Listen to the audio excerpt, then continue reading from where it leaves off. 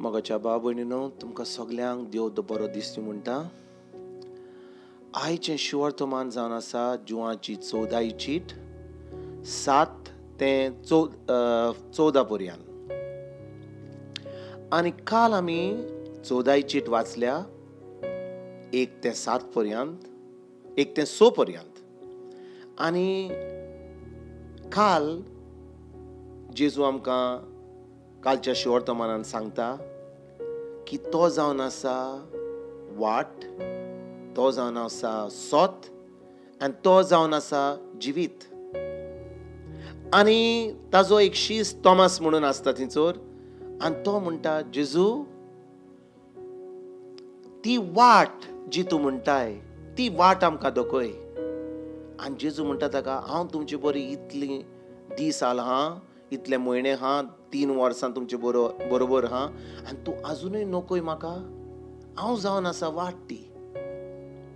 आनी जेजू ताका आपली सामकी सोजमणी दिता तेज्या उतराची. तो म्हणटा, हांव सोत, वाट आनी तें जिवीत जावन आसा.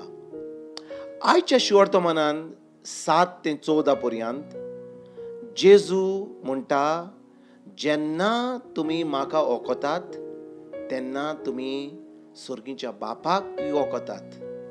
जेन्ना तुमी म्हाका पळयला तशेंच तुमी सुर्गीच्या बापाक पळयला.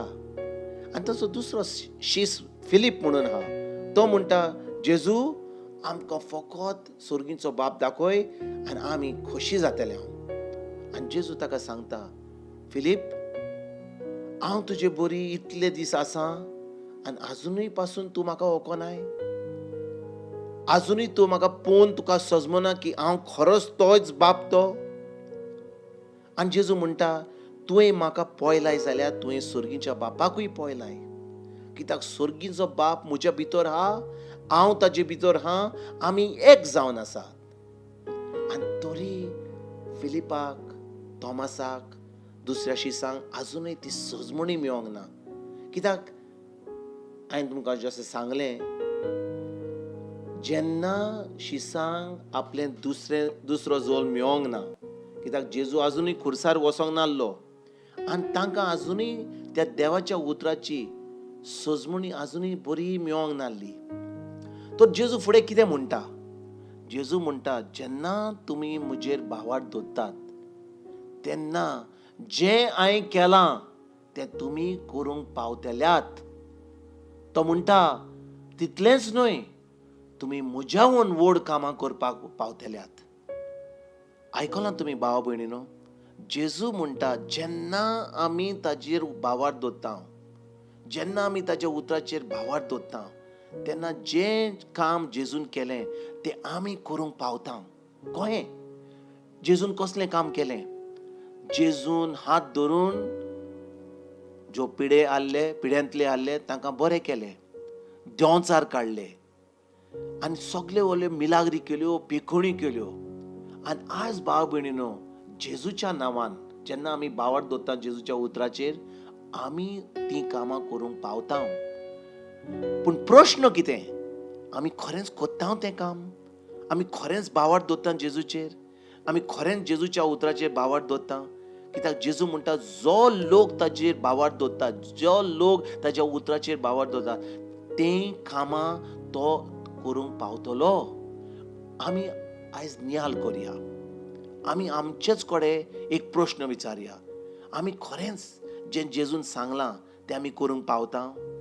आमी केन्ना केलां कोणाचेर हात धरून आमी कोणें मागणें केलां आनी जेजूच्या नांवान तांकां पेखणी दिल्या?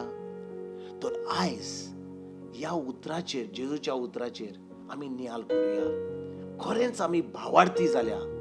कित्याक भावार्थी आसले तर आमच्यान जीं कामां जेजून केलीं तीं आमच्यान करूंक जाता जेजूच्या नांवान. आनी जेजू म्हणटा मार्कूच्या 16ही चीट 16:20 तो म्हणटा, जेन्ना आमी ताजेर भावार्थ दवरता तर असलीं खुणां आमची पळोवंक मेवतलीं. आमी हात धरून पिड्यांताचेर तांकां बरें करतलें हांव, देंवचार काडटलें हांव, दुसऱ्या भाशेंनी उलयतलें हांव. कितें वायट पेल्यार जाल्यार आमकां कांय तें वायट जावचें ना. आमी बरीं कामां करतले हांव जेजूच्या नांवान. आनी भाव भयणीनो, हें काम फकत थोड्या लोकांचें न्ही.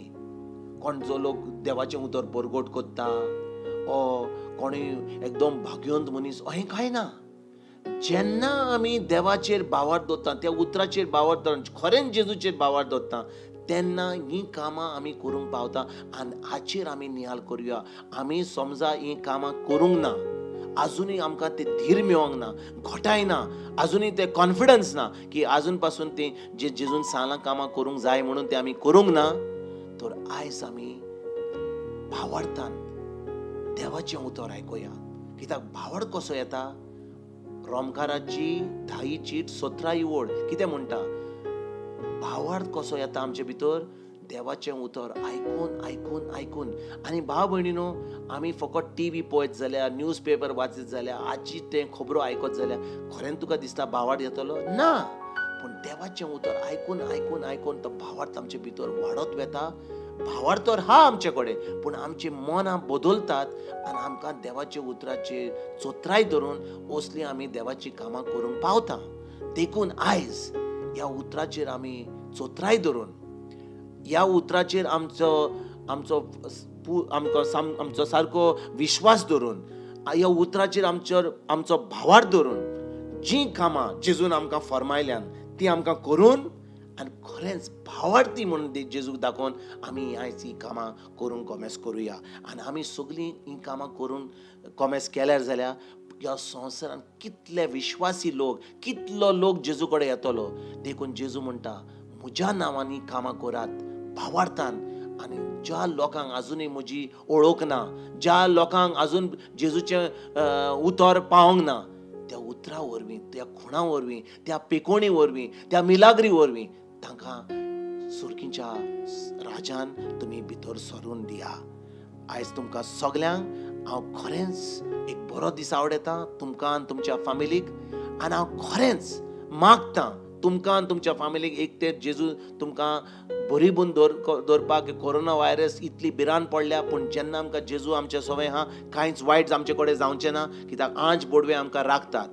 पूण दुसरें चड करून कितें फायद्याचें? ह्या दिसांनी जेन्ना आमी घरा आहात, बसल्या घरान, तेन्ना आमी फकत त्या उतराचेर चोत्रायक दवरया, शिकोया तें उतर, वाचुया आनी आमचो भावार्थ घोट करून आमी तें जेजूचें काम तें आमकां फरमायलां तें आमी करुया. तुमकां सगल्यांक एक बरो दीस आवडयता आनी फाल्यां तुमचे कडेन उलोवपाक हांव परतून हाजीर जातलों. God bless you all.